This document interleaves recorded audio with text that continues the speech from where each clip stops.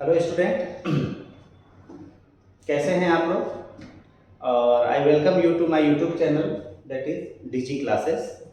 और आज हम अपने यूट्यूब चैनल पे क्लास 10 से रिलेटेड एक चैप्टर पढ़ेंगे या एक टॉपिक भी हम बोल सकते हैं जिसको हम बोलते हैं human circulatory system. Human circulatory system, इस चैप्टर को या इस वीडियो लेक्चर को दोनों स्टूडेंट देख सकते हैं। वो स्टूडेंट जो सीबीएसई से हैं क्लास 10th में और जो आईसीएसई क्लास 10th के हैं, ये दोनों के लिए बहुत ही इंपॉर्टेंट चैप्टर है और इस वीडियो लेक्चर में मैं दोनों के एस्पेक्ट से कवर करा रहा हूँ। ओके, तो स्टूडेंट आइए हम लोग शुरू करते हैं ह्यूमन सर्कुलेटरी सिस्टम। तो ह्यूमन सर्कुलेटरी सिस्टम एक ऐसा सिस्टम है हमारे बॉडी के अंदर जो एसेंशियल चीज़ों को ट्रांसपोर्ट करता है। हमारे बॉडी में ऐसे बहुत सारे चीज़ें हैं, बहुत सारे न्यूट्रिएंट्स हैं, बहुत सारे एंजाइम्स एंड हार्मोन्स हैं जिनको ट्रांसपोर्ट करना होता है एक जगह से दूसरे जगह।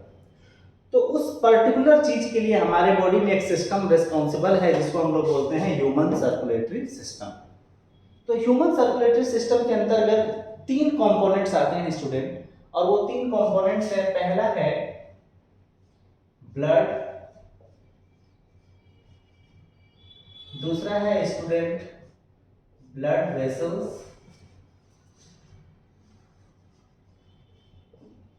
और तीसरा है स्टूडेंट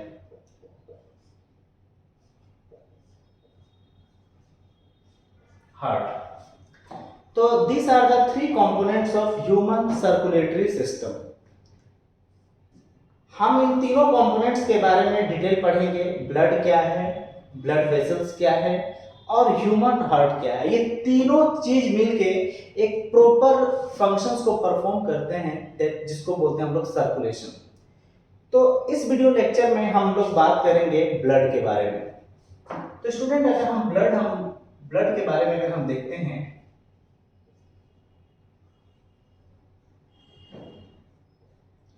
तो ब्लड क्या है student. Blood is a fluid connective tissue. A blood is a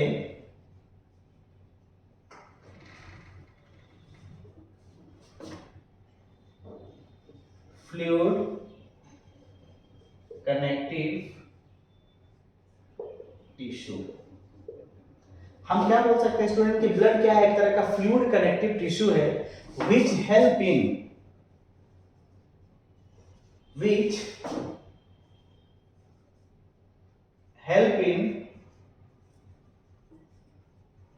transport of essential substances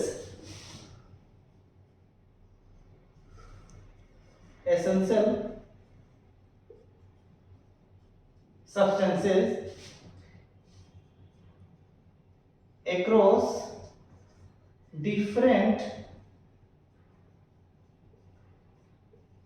body organs और पार्ट्स। हमारे बॉडी के डिफरेंट पार्ट्स तक एसेंशियल सब्सटेंसेस को ट्रांसपोर्ट किया जाता है। किसके द्वारा?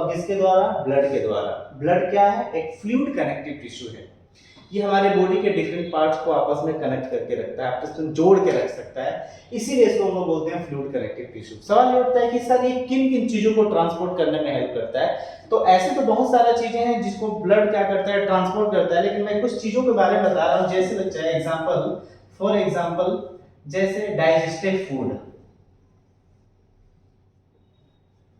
आपने पहले टॉपिक में पढ़ा था डाइजेशन। तो जब फूड डाइजेस्टेड हो जाता है तो डाइजेस्टेड फूड या न्यूट्रिएंट्स को ये क्या करता है, हर जगह ट्रांसपोर्ट करने में हेल्प करता है। क्योंकि डाइजेस्टेड फूड या न्यूट्रिएंट जो भी हैं उनकी रिक्वायरमेंट्स हमारे बॉडी के हर एक सेल, हर एक पार्ट्स तक है, तो उनको भी ट्रांसपोर्ट करने में हेल्प करता है कौन? ब्लड।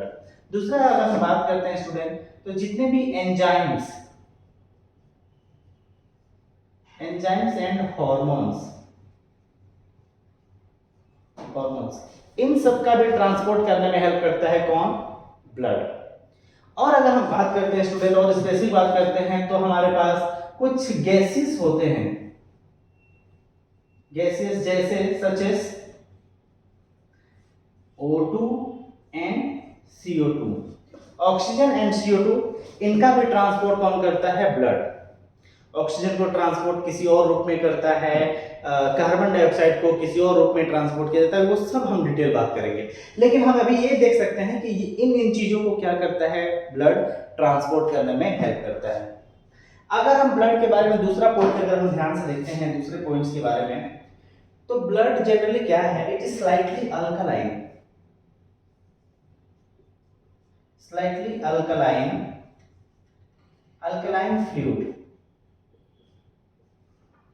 अल्कलाइन फ्लूइड, अल्कलाइन का मतलब क्या होता है बच्चा, बेसिक प्रॉपर्टी, जिसका बेसिक प्रॉपर्टी है, जो बेसिक इन नेचर है। जैसे इसका पीएच की अगर हम बात करते हैं स्टूडेंट, तो पीएच इसका 7.4 है, और 7.4 क्या है, स्लाइटली एसिड, स्लाइटली बेसिक होता है। बच्चा आप लोग जानते हैं कि जिस सब्सटेंस का पीएच 7 होता है उसको न्यूट्रल कंपाउंड कहते हैं। अगर 7 से नीचे है तो वो एसिडिक कंपाउंड है, और 7 से ऊपर है तो वो बेसिक कंपाउंड है। तो ये 7 से थोड़ा ऊपर है, इसीलिए हमने लिखा ये स्लाइटली बेसिक है या स्लाइटली अल्कलाइन फ्लूइड्स। दूसरे पॉइंट्स के बारे में अगर हम बात करते हैं स्टूडेंट,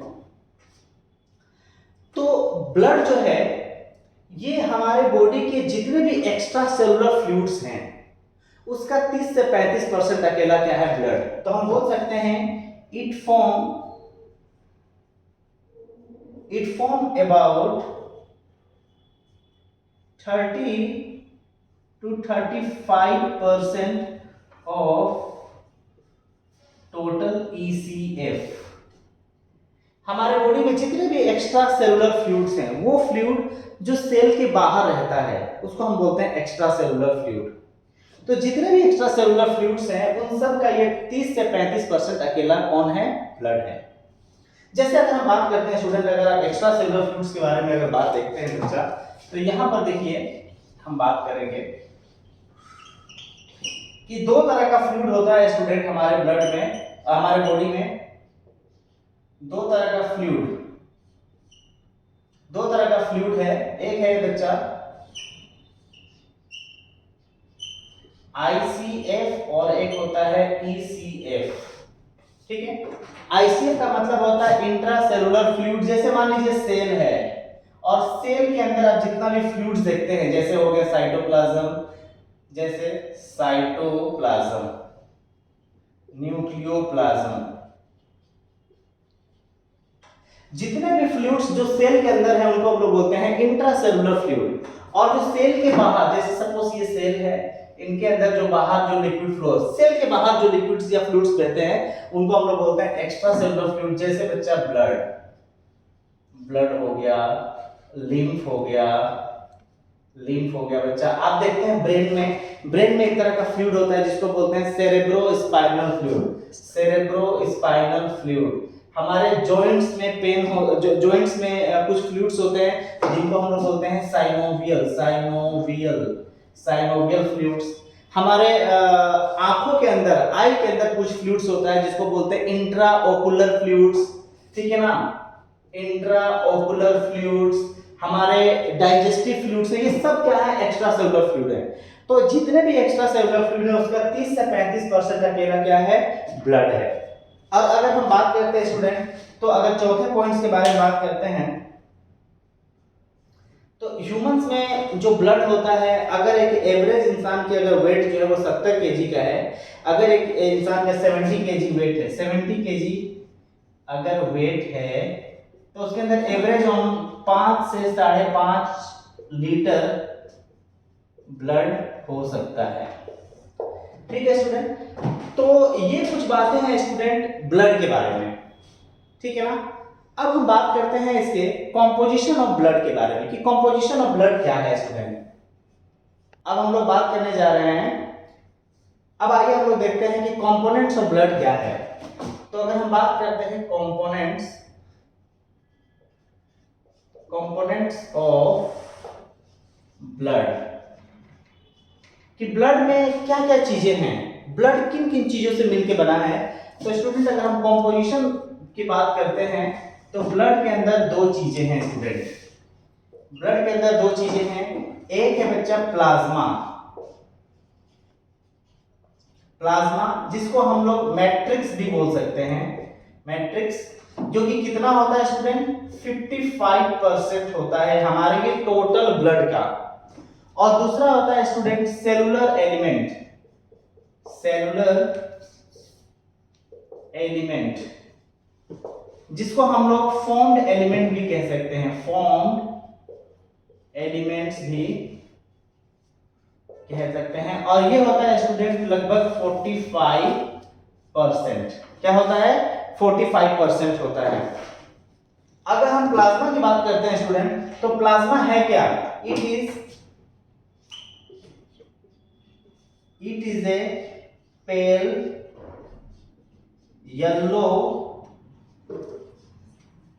कलर फ्लूइड। ये क्या है, एक तरह का pale yellow colour clear fluid है स्टूडेंट, जिसको हम लोग क्या बोलते हैं, प्लाज्मा। और अगर प्लाज्मा को अगर आप ध्यान से देखोगे स्टूडेंट, तो प्लाज्मा के अंदर दो चीजें होती हैं। पूरे प्लाज्मा के अंदर दो चीजें होती हैं, एक होता है बच्चा वाटर और दूसरा होता है सॉल्यूट्स, या फिर हम इसको प्लाज्मा प्रोटीन बोल सकते हैं। कुछ प्लाज्मा के अंदर प्रोटीन्स होते हैं जिनको हम लोग बोलते हैं प्लाज्मा प्रोटीन्स। अगर हम बात करते हैं वाटर के बारे में, तो पूरे प्लाज्मा कितना है, 55% के आसपास होता है ब्लड में। तो उस 55% में 90 से लेके 92% तक वाटर होता है, 90 से लेके 92% तक वाटर होता है। और जो सॉल्यूट्स या प्रोटीन की अगर हम बात करते हैं कि प्लाज्मा के अंदर प्रोटीन कितना है, तो लगभग 8 से लेके 10% ये क्या है, प्रोटीन्स हैं या सॉल्यूट्स हैं। स्टूडेंट आप जानते हैं कि हमारे बॉडी में जितना भी मेटाबॉलिक रिएक्शंस होता है, या फिर हम बोल सकते हैं कि जितने भी लाइफ सपोर्टिंग रिएक्शंस होते हैं, वो सब किस मीडियम में होते हैं, एक्वस मीडियम में होता है। और उसके लिए क्या चाहिए, वाटर। तो वाटर तो बहुत ही एसेंशियल सब्सटेंसेस है स्टूडेंट, तो वाटर के बारे में आप सब जानते हैं। लेकिन अगर हम सॉल्यूट्स के बारे में बात करते हैं या प्रोटीन्स के बारे में बात करते हैं, तो प्लाज्मा के अंदर कुछ प्रोटीन्स होता है स्टूडेंट। जैसे अगर हम बात करते हैं तो कुछ प्रोटीन्स होते हैं हमारे पास जिसका नाम है फाइब्रिनोजेन।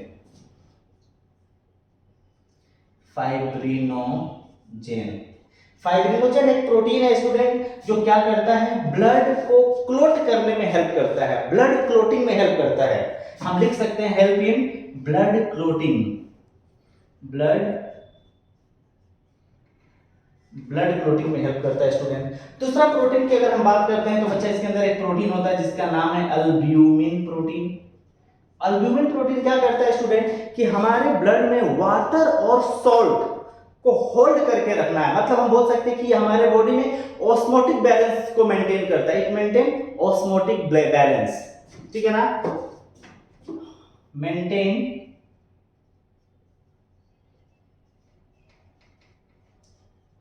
Osmotic balance. तीसरी बात अगर हम बात करते हैं बच्चा, एक होता है प्रोटीन जिसका नाम है ग्लोबुलिन। ग्लोबुलिन क्या करता है बच्चा, एक ग्लोबुलिन या फिर इम्यूनोग्लोबुलिन एक तरह का एक क्या करते हैं, हमारे बॉडी में एंटीबॉडीज बनाते हैं, जिसके वजह से हमारे बॉडी में क्या होता है, इम्यूनिटी को मेंटेन किया जाता है, डिफेंस सिस्टम। तो हम लिख सकते हैं कि मेंटेन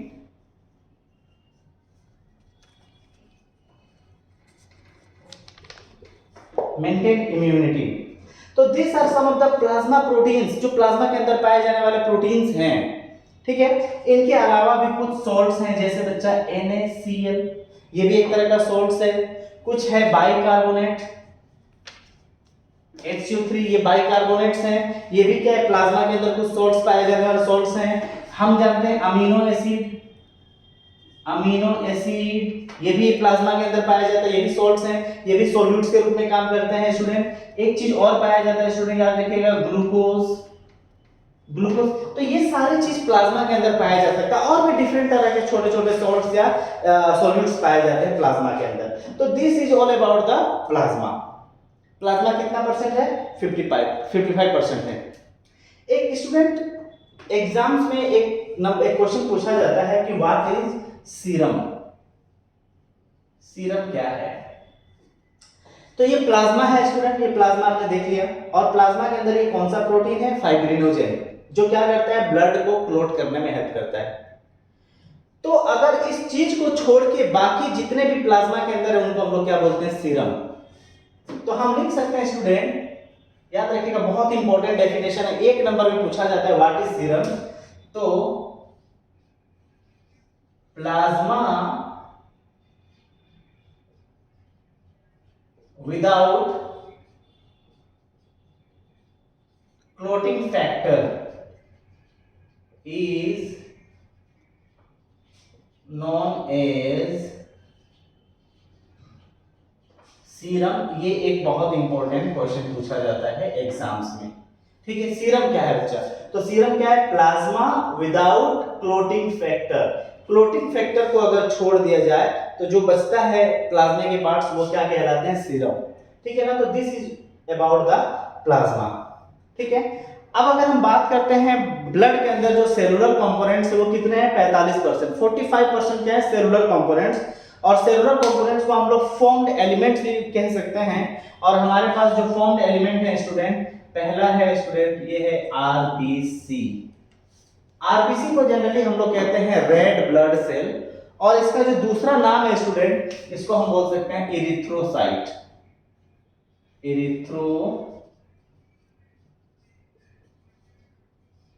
दूसरा स्टूडेंट है, दूसरा है डब्ल्यूबीसी, जिसको हम लोग बोलते हैं स्टूडेंट ल्यूकोसाइट। और तीसरा जो कंपोनेंट है स्टूडेंट वो है प्लेटलेट्स,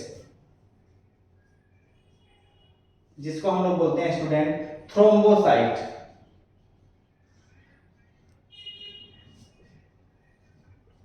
ओके, ये सारा स्टूडेंट जो है ये क्या है? ब्लड के कंपोजिशन है। तो आज हम लोगों ने प्लाज्मा के बारे में देखा।